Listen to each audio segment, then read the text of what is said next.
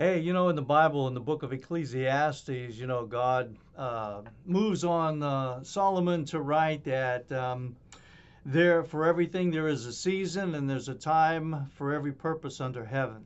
So, there during that time there were the four seasons. The spring, summer, winter, fall. Then later on, we had the four seasons. I know back when I was growing up, the four seasons, it was a singing group, one of my favorites, as a matter of fact. Some of you that are watching this video may recall. And then we have, of course, now one of the most infamous seasons of all. That's the fifth season that man calls the flu season. Now, I don't know if, the Holy Spirit had this in mind. I guess so in his omniscience, because the Bible goes on to say that there is a time to kill and a time to heal. And certainly the flu season that's come on us in the last few decades, or what we have come to know as the flu season, certainly does that. I mean, it kills your appetite, it kills your ability to sleep, it kills your ability to go to work, it kills quality time with your family, and unfortunately for some people, it literally does result in their death. But the Bible also says that during that season, it's also a time to heal. And that's the purpose here of this video. I want to share with you the fact that you don't have to be a victim of the flu season. And what is the flu season anyway? I mean, we can look at the calendar and the moon and the stars and determine when the four seasons are going to come up. But, this fifth season has a time too. And it does have a beginning, and believe it or not, it does have an end, which is quite peculiar, because the main agents that promote this season, that get the people sick and some end up dying, are here with us year round. I'm talking about bacteria, virus, germs, all that junk that some people are so afraid of. Those are with you every minute of every day, of every week, of every month, all year long.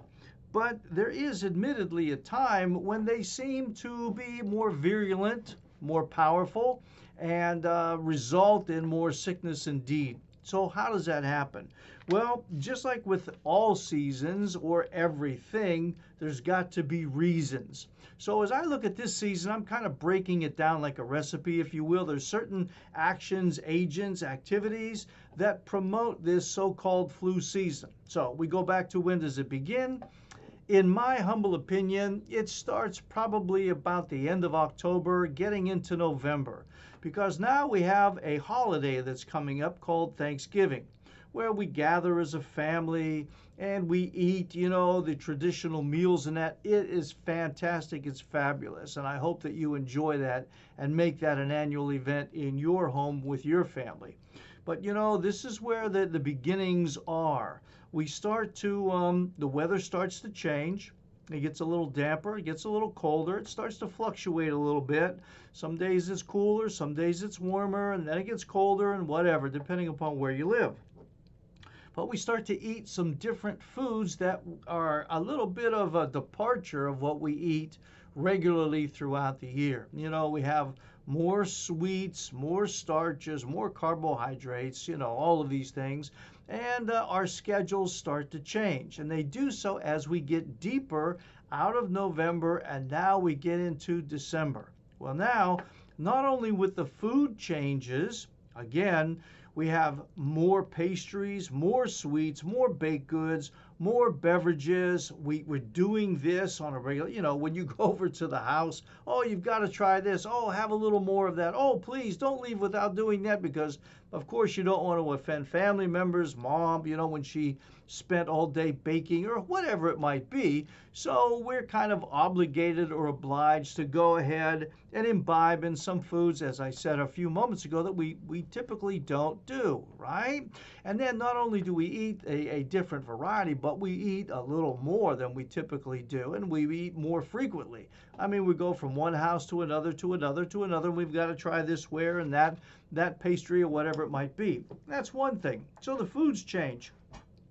And they change not for the better, but for the worse. As I said, the main underlying majority of the ingredients is going to be in the family of sugars. Whether again it's going to be beverages or solid foods, you're going to increase in the sugars. Number two, you're going to have more social events. Yeah, you're going to be exposed to more people, right?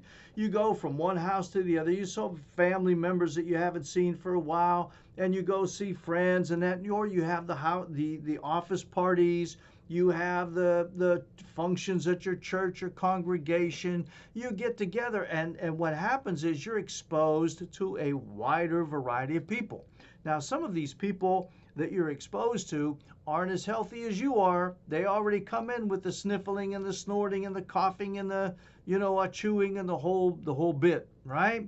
So now the environment changes there, and you do this frequently. It's not just one thing or another. It's like one weekend after another weekend after another, and some of you may even go to the school events. Oh, now you're talking the mother load. Okay, so you go to the school, parties or the school presentations, right? They have the Christmas pageants and everything.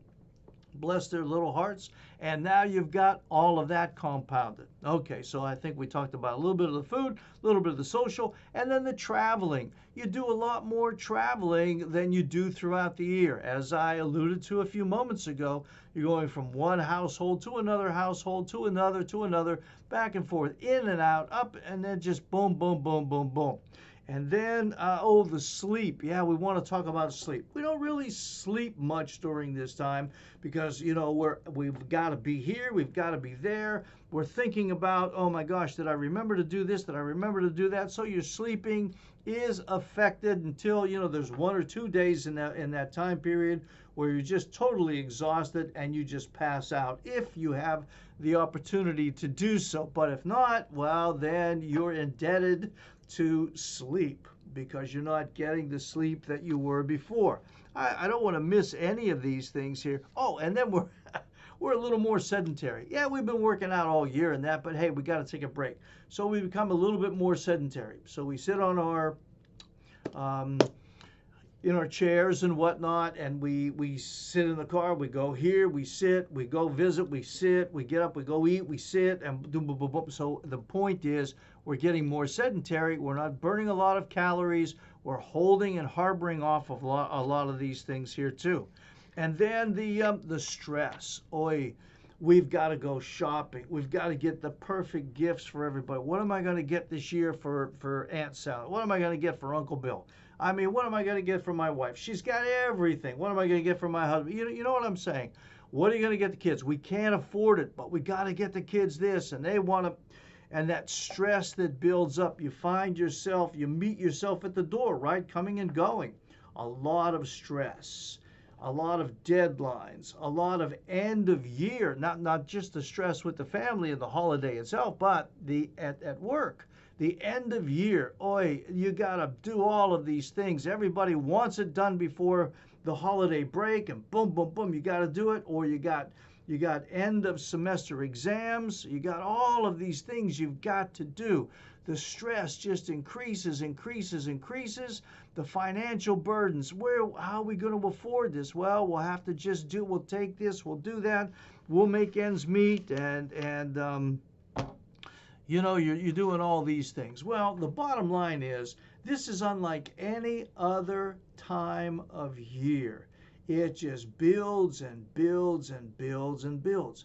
And as all these influences increase in your body, what happens to you is you start to neglect self. You start to abuse self, right? With all the sugars, with all the lack of exercise, the poor quality sleep or lack thereof, all of the stresses that are going on, and it burdens the body and it makes you weaker and weaker and weaker. It taxes your immune system.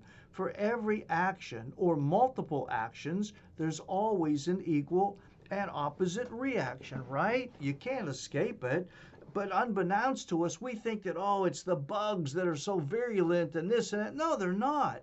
They're not any stronger. They don't hang around and wait and look at their calendars and say, okay, I'm a viral strain. I'm going to really attack, and oh boy, it's prime time. It's November, December. I'm gonna get these people in. No, they don't do that. I mean, I know I'm being a little absurd in my explanation, but I want to communicate with you and show you how these things happen. So these, again, back to that point, the bacteria aren't more numerous, the viruses aren't more virulent, all these instigators aren't more powerful. It's that the hosts, you and I, are becoming weaker because we are forsaking our responsibility during this time and we're doing things that otherwise we don't typically do, resulting in the weakness of our immune system that makes us a little bit more susceptible to these things than at any other time of the year. And then you add to it, the clothing as well. I mean, admittedly, some people just don't dress according to the environment. I mean, you've seen some little babies out there with no hats and no jackets, or the kids got the coats unbuttoned, or the dad or mom's running in and out. I mean, I understand, but I don't understand. We have a responsibility to take care of ourselves. And this is what I'm trying to do to you. I'm trying to set you free with the truth instead of this fallacy, this false scenario that's being put on us every year by the pharmaceutical companies and the advertisements and the drug lords and all of these other things, right? It's a fable. It's a myth. That season, it's just a time period when you look at the people in that time that we just aren't doing what we typically do throughout the year. We just, as I said, we kind of, with wild abandonment, throw our responsibilities to the side so that we can focus on others and making sure that we're a blessing to them and giving gifts and being here and showing up and doing all of these other things. And as we do, we get weaker and weaker and weaker. So how do you do? How do you become a victor instead of a victim next holiday season, next flu season? Well, remember what I've said and just take the necessary steps. Don't eat so much of the sugary stuff. Don't forsake your exercises. Now, you don't have to be so committed. You could just lighten it up, back off a little bit. Instead of going 4 days a week, go once or twice a week. Just doing it lightly. Make sure you get plenty of sleep. Make sure you hydrate well. Not the other beverages, but the water especially. Make sure that you dress properly according to the environmental dictates, right? And what else? Oh gosh, don't burden yourself with overload yourself with a lot of stress. Kind of dole it out a little bit. Hey, honey, would you help me do this? Hey, son, would you do this? Hey, sweetheart, would you take care of that? You know what I mean? Delegate a little bit more. Don't absorb it and take it all upon yourself, right? And if finances are a struggle, save a little bit. Just a little Christmas fund every month. Put maybe $5 or $10 aside and whatnot, and maybe that'll help you out so that when we get into this so-called flu season, you're going to be better equipped, and you're going to be stronger for wear. Okay? So thank you so very much for allowing me to share this information with you so that you can enjoy the best performance of your life. That's what it's all about. And until the next video, and as always, God bless.